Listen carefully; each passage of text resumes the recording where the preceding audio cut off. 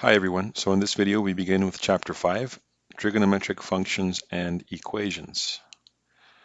First of all, let's take a look at the learning objectives for this chapter. By the end of this chapter, you should be familiar with the radian measure of angles, finding the length of an arc and area of a sector of a circle, the unit circle and definitions of sine of theta, cosine of theta, and tangent of theta, the exact values of trigonometric ratios of 0, pi over 6, pi fourths, pi thirds, pi halves, and their multiples. The Pythagorean identity, sine squared of theta plus cosine squared of theta is equal to 1. The double angle identities for sine and cosine. The graphs of sine of theta, cosine of theta, and tangent of theta. The amplitude and period for the graphs of sine of theta, cosine of theta, and tangent of theta. Composite functions of this form and this other form, and their graphs. Transformations of the graphs of trigonometric functions and their applications. Applying trigonometric functions to real-life problems. And finally, solving trigonometric equations in a finite interval. So we're going to start with section 5.1, angles, circles, arcs, and sectors. So we begin with some illustrations here to clarify questions regarding vocabulary. So when we talk about angles, we are going to be measuring angles counterclockwise. That is, from right to left, as you can see on figure 6.1, where we have some angle components. So if this is the initial side, in positive terms, the angle is measured counterclockwise. Then where the angle ends is what is called the terminal side. And if we were to measure an angle in opposite direction, notice that here we have this angle, outer angle, measured in opposite direction. This angle would be negative. And not only would it be negative, but it would be equal to theta minus 360. Notice that the point where the terminal and initial sides meet is known as the vertex. In figure 6.2a, we're going to see the standard position of an angle on the Cartesian plane. So notice that the initial side is the positive part of the x-axis. And then this is where we start measuring it to whatever the terminal side would be. Again, counterclockwise. In figure 6.2b, we have coterminal angles. Now, you have a Cartesian plane and you have an angle alpha that is measured from right to left or counterclockwise. This would be a positive angle. And then you also have angle beta, which is measured clockwise, and they both meet at this terminal side here in blue. Now, these angles are obviously equivalent, but they would be different in sign. Also notice that beta would equal alpha minus 360 degrees. One last thing is the Cartesian plane. We have 4 quadrants, 1, 2, 3, and 4, and they are numbered counterclockwise as well. So now let's take a look at the geometry of a circle. And basically, we're going to look at some vocabulary here. So notice that we have a center for a circle. This is known as the center. Then from the center to the outer edge of the circle would be the radius. This is a central angle. Then if we have a sector, it's this green area. The sector would be this area here. This part of the circumference is known as an arc. Then if we cut the circle on a side, we would get a segment. And the line that cuts the circle is known as a chord. Also, we have to be able to differentiate between a circumscribed circle and an inscribed circle. So notice that a circumscribed circle, in this case of a regular polygon, is a circle that goes through the vertices of the polygon. And then an inscribed circle of a regular polygon, in this case, the radius is perpendicular to the side of the polygon, and you're going to have points of tangency with the polygon. In the next slide, you're going to find figure 6.3, where you have different circles with the same central angle theta, subtending different arcs. But the ratio of the arc length to the radius S over R remains constant. In other words, if we take the first circle, the first arc over the first radius is going to equal the second arc over the second radius, and this is equal to the third arc over the third radius. Now, obviously, the reciprocals would also be true. The ratio S over R indicates how many radius lengths R fit into the length of arc S. For example, if S over R equals 2, then the length of S is equal to 2 radius lengths. This accounts for the name radian. So this would be 2 radians. Now, another thing that is important is distinguishing between major and minor arcs. If a central angle is less than 180 degrees, then the subtended arc is referred to as a minor arc. If the central angle is greater than 180 degrees, then the subtended arc is referred to as a major arc. Also, 1 radian is a measure of a central angle theta of a circle that subtends an arc S of the circle that is exactly the same length as the radius. So in other words, S over R would equal 1, which means that theta is equal to 1 radian. So next we're going to talk about the unit circle. When an angle is measured in radians, it makes sense to draw it in a standard position. It follows that the angle will be a central angle of a circle whose center is at the origin. As we saw in the previous slide, it makes no difference what size circle is used. So the most practical circle to use is a circle with a radius of 1 unit, because then the radian measure of an angle will simply be equal to the length of the subtended arc, as we see here. The circle with a radius of 1 and a center at the origin, 0, 0, is called the unit circle, as we can see here. The equation for the unit circle is x squared plus y squared is equal to 1. Because the circumference of a circle with a radius r is 2 pi r, so this is a circumference. But in this case, because the radius is 1, the circumference is going to be 2 pi. Now, a central angle of 1 full anti-clockwise revolution is 360 degrees, and it's going to subtend an arc on the unit circle that is equal to 2 pi. Therefore, 360 degrees is equal to 2 pi radians. It follows that 180 degrees is going to be exactly pi radians. So this fact can be used to convert between degree measure and radian measure. So next we're going to take a look at example 5.1. And it says, convert 30 degrees and 45 degrees to radian measure and sketch the corresponding arc on the unit circle. Use these results to convert 60 degrees and 90 degrees to radian measure. So recall that we said that 180 degrees is equal to pi radians. Therefore, that means that 30 degrees is equal to 30 times pi over 180 degrees, and this is going to give us pi over 6 radians.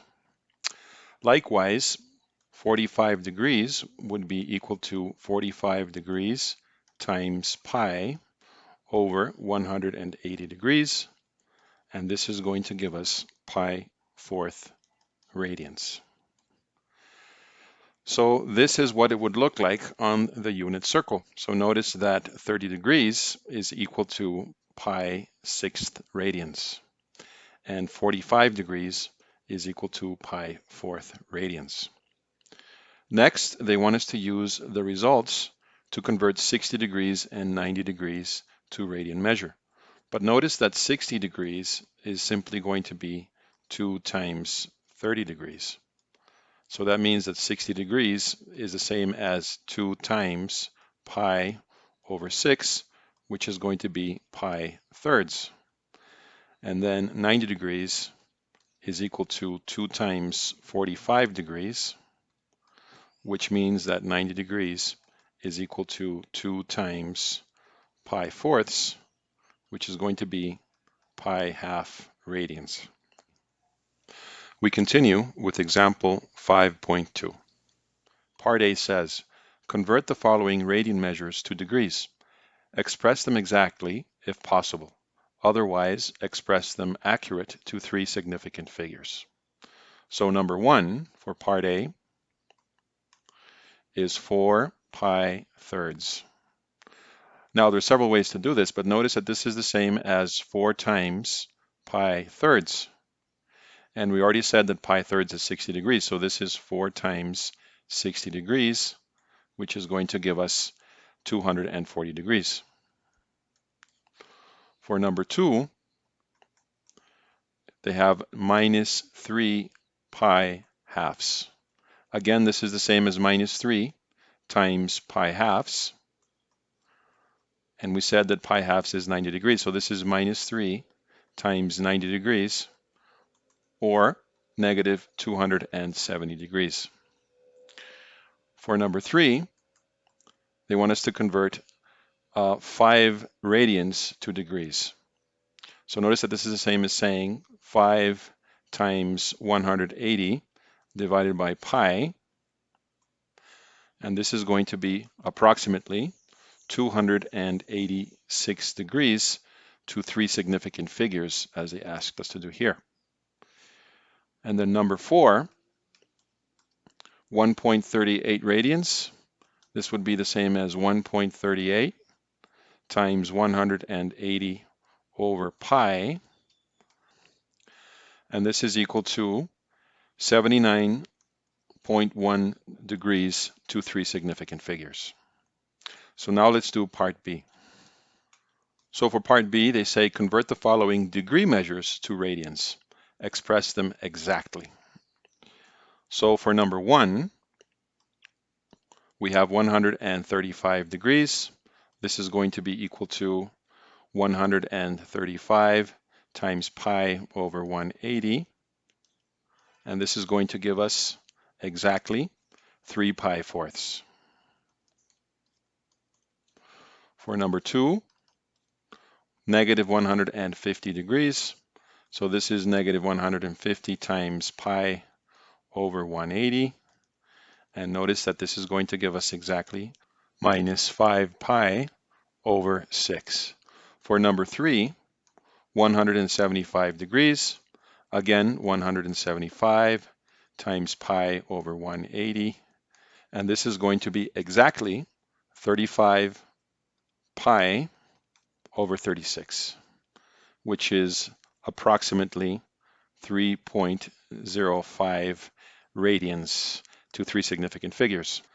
Then for number 4, they want us to convert 10 degrees. So this is going to be 10 times pi over 180. And notice that this is going to equal pi over 18 radians exactly, which is approximately 0.175 radians to 3 significant figures. So next we're going to talk about the concept of arc length. Notice that for any angle theta, its radian measure is given by theta is equal to S over R, arc length over radius. Simple rearrangement of this formula leads to another formula for computing arc length. So that means that the arc length is equal to theta times the radius. Now it is very important to notice that theta must be in radians. Next, let's take a look at example 5.3. And it says, a circle has a radius of 10 centimeters. Find the length of the arc of the circle subtended by a central angle of 150 degrees. So the first thing we need to do is convert this to radians. So again, 150 degrees is equal to 150 times pi over 180. And this is going to be 5 pi over 6 radians.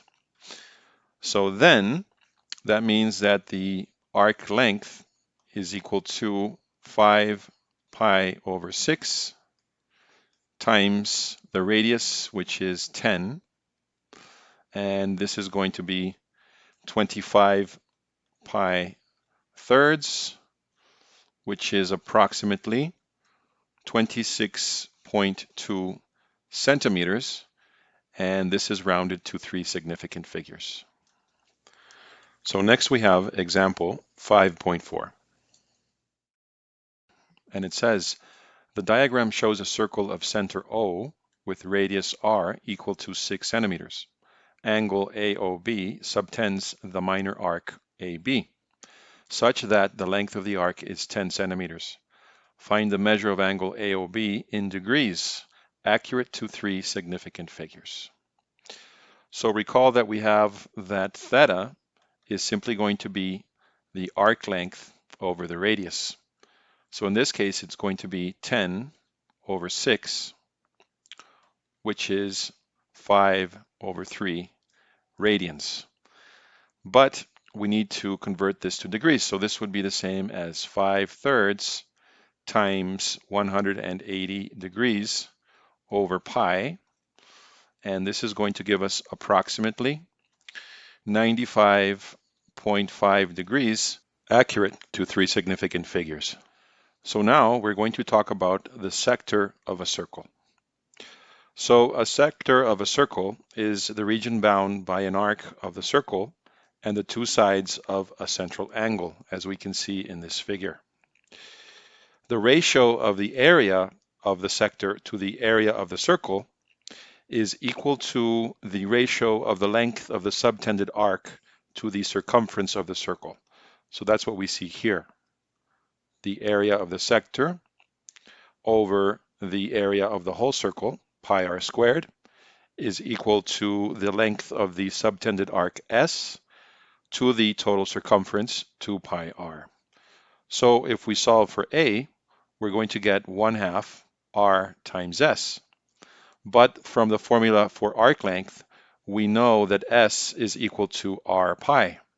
So if we plug that back in here, we're going to get that the sector of a circle is equal in area to 1/2 r squared times theta, where theta has to be in radians. So finally, we have example 5.5, which will be the last one on this video. And it says, a circle of radius 9 centimeters has a sector whose central angle measures 2 pi thirds. Find the exact values of A, the length of the arc subtended by the central angle. So remember that the length of an arc is simply going to be r, the radius, times theta. So in this case, it's going to be 9 times 2 pi thirds, which is going to be exactly 6 pi centimeters. For part B, they want us to find the area of the sector. We just said that the area is going to equal 1/2 r squared times theta. And then in this case, 1/2 times 9 squared times 2 pi thirds. And if we do the math here, this is going to give us exactly 27 pi, in this case, centimeters squared.